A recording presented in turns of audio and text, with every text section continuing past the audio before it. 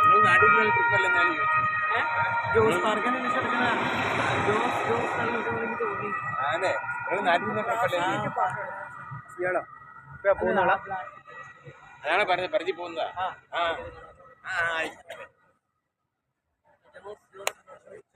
ആ നേരത്തെ ഉണ്ട്. ആ മറ്റേ ഗേറ്റിന്റെ ഓടി അവിടെ പോയാലേ